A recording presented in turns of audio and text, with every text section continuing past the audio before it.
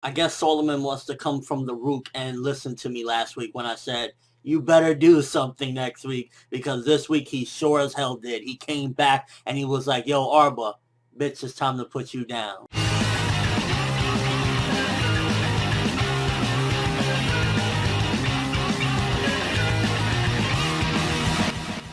So definitely I gotta say, first of all, I felt a lot of responsibility was put on the shoulders of Ugo after the events of everything that went down in this arc, because if you look at it, first of all, in the beginning of this chapter, he was trusted with baby Aladdin. He's not even like, formed or anything yet. He's just a tiny little jizz specimen, he's a little embryo or whatever. So already being trusted with the life of the child of King Solomon himself, and Sheba, one of his longtime friends, looked at her probably as a little sister or something. So he was already put with that responsibility. But then at the end, when Solomon trusts him to create the new world and do all these things, it's like, I feel for Ugo, because at the end of the day, for a wise man, yeah, he's very intelligent and everything, but they just put so much pressure on this dude, and I gotta commend him for all the way up to, where he ultimately got fucked up in the arc, the Balbad arc. He really was there doing everything he possibly can to see that this kid, survives and keeps going. When Solomon returned from the Rook, I was like, hell motherfucking yeah. Now, for anybody that's trying to call BS, I mean, at the end of the day, he's practically God at that particular point. What would stop him from returning to his body? I think, though, one of the things that it did cause is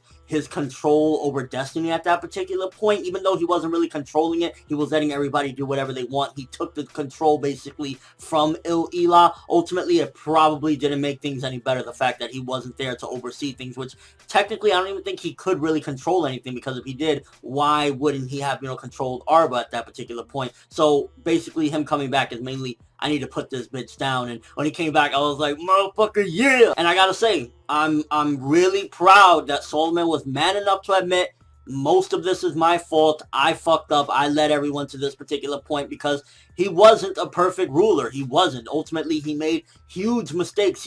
I guess to a certain degree you could call it arrogance, because he felt like him taking God out of its seat and basically becoming God itself was the best action, the best course of action, and ultimately it failed miserably. But the fact that he was man enough to admit he was wrong makes him more of a grounded person. You could definitely see that there's flaws to him, and it shows that he's human. And I think that while it doesn't make him a perfect guy, and it doesn't make him like, oh my god, this being, ultimately that's a lot of times why you shouldn't see these heroes that we hear of. That's why really you shouldn't see, like, for example, you go to like Naruto, that's why you shouldn't see the fourth Hokage ever, or the Sage of Six Paths ever, because regardless of how they write them, ultimately you're going to see them as, oh, they're not as cool as I thought they would be, because ultimately you're supposed to just idolize them from afar, I feel. And that's why seeing Solomon, people are going to look at him like, oh, he's not as awesome as I thought he was going to be. He made mistakes. He kind of got arrogant. But to me, I feel as though that humanizes the character. That gives him qualities of actually a quality ruler, because ultimately he did fuck up, but he was man enough to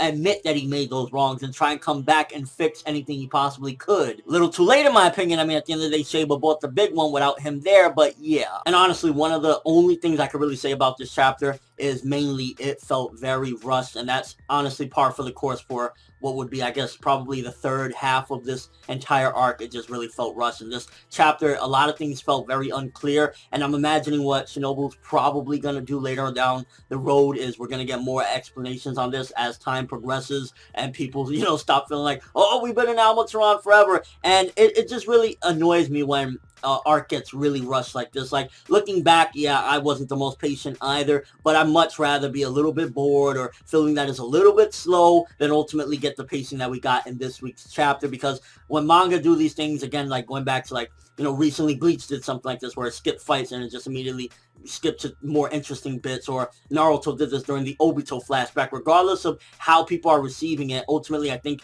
it's the best option to let the writer finish the way he wanted to do it, because ultimately then it just becomes something rushed and kind of fucks with the story a bit and the flow of how things were going. Also shows as well, though, for people that are kind of doubting Solomon as a leader, everyone, even though they also acknowledge, yeah, he did fuck up, all the species were still standing behind him and saying, yo, we're ride or die with you. We're going to the very end. And I think that that's absolutely showing just how incredible of a presence, for that matter, that Solomon had, that even after everything, they're there staring down all these black jinn, and, they're probably fearing for their lives, some of them. Ultimately, they're still like, yo, Solomon, you're the leader. You're the one that's going to lead us to the promised land.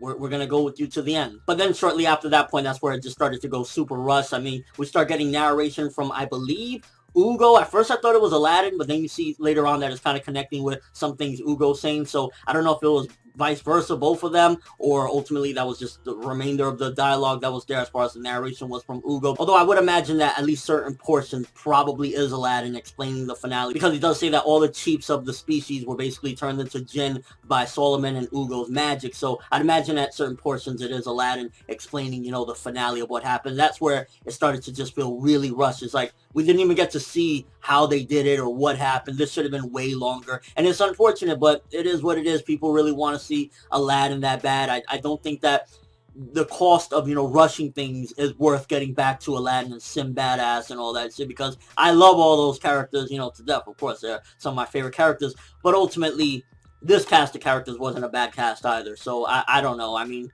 it is what it is. It sucks, but they got rushed. And it also shows that even Solomon, as a fucked up old man for a bit, he ultimately was still able to overwhelm. I mean, they didn't prepare for this because they had no idea Solomon would be there. So him and the other species were actually at a certain point. And again, this goes back to Solomon is a beast, regardless of what you want to say. He was able to help and overwhelm them. For a moment, they were basically like, fuck, we can't do shit. You know, we only got these a few black jinn left. What are we going to do? So Solomon, even for a moment, he was still like as beastly as ever. And then it kind of got a little bit weird where you start to see him. I don't know if that's the rook of him and it's kind of being metaphoric of like the true Solomon versus Arba. I don't really know. It just, again, too rushed to even understand some of these things. But ultimately you see like the young Solomon and he's kind of like, wow, you couldn't forgive me even till the end. So it's like you could just feel the rushness in it, unfortunately, because like there should have been a lot more content in between when Solomon, you know, did the thing of basically going into God and then him reuniting with Arba for this particular fight.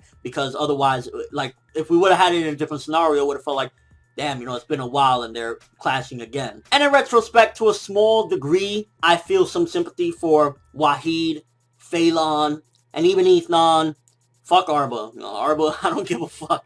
But I feel some sympathy for them, especially what Wahid did on some piccolo shit in front of his wife and then saying that he ultimately wants to see his son now. To me, it looked as though Wahid's sacrifice and turning into the Rook ultimately helped to summon Il-Elah or the medium or whatever it was at that particular point, and it came and fucked everything up. But him saying that he wanted to go see Tess, I'd imagine one of the things is his strong emotion for wanting to see his son and the amount of, I guess, Black Rook within him, the enormous fall into depravity, was what was able to summon Il-Elah completely and just start fucking everything up. And I mean, it almost killed the entire world at that particular point. So it makes me wonder, could Wahid be a part of the medium? Because he said he was going to search for his son inside of Il-Elah now, or he was going to go see his son or something like that. So it makes you wonder, was he the medium? Was his consciousness the medium in the Magnestot War? Or what's up with that? I'd imagine he's in there, but I don't know necessarily if he was the full consciousness of the medium, because at the end of the day, the medium was pretty retarded, and Wahid, while he liked jugs, he wasn't retarded. And then this is the part I was talking about where it feels like Ugo was narrating now. First it was Aladdin, now Ugo, because then Ugo says,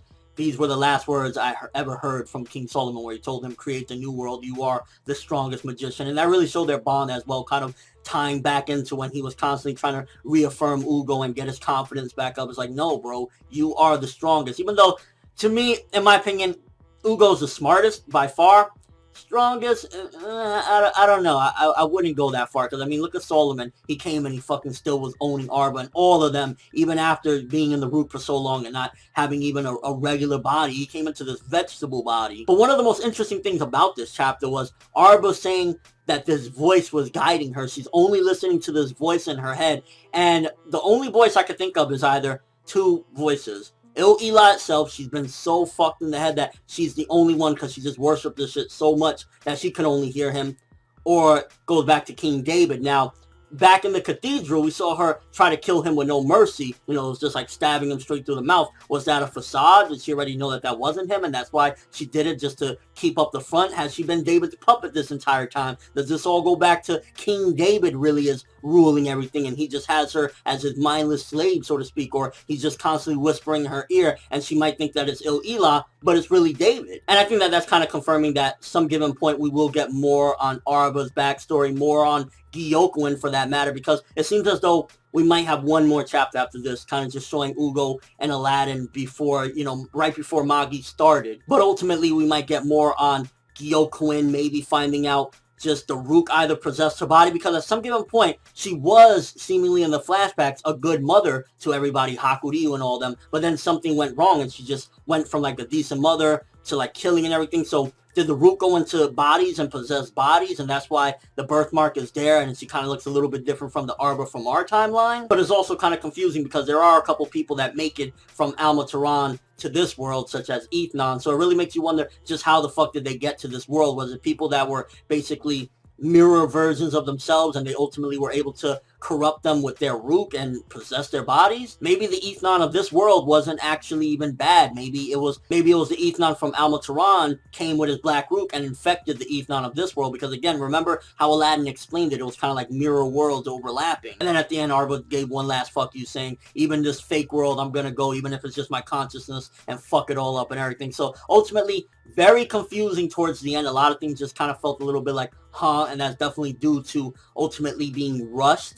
But it was still nonetheless very interesting as always. I mean, some of the things that Arba said about this voice whispering in her head, and just kind of makes you wonder what the hell happened for all these people to make it to the other side. It's almost as if the entire time it was David whispering in her ear and making her think that it was actually Il-Ila when it was really him. And it looks as though at the end everything is moving to the other side. I'm guessing that that's the other side, the other world. So in a sense, it almost seems as though Ugo is the god of our world at this particular point. It's almost as if that's why he needed to keep his head. It makes me curious. If Ugo dies, let's just say somebody finally gets through his dungeon and they squash his head or just kill him in general, would that make the entire world, our world, disappear? Are we nothing more than a figment of Ugo's imagination? Definitely very interesting. Overall, it was a good chapter, very good chapter. I'm torn between 7.5 to an 8. It was good to very good. The rush and the ultimate confusion towards the end and a lot of unclear things makes me really hopeful that Shinobu will explain this in greater detail later on, especially Arba's backstory a little bit further,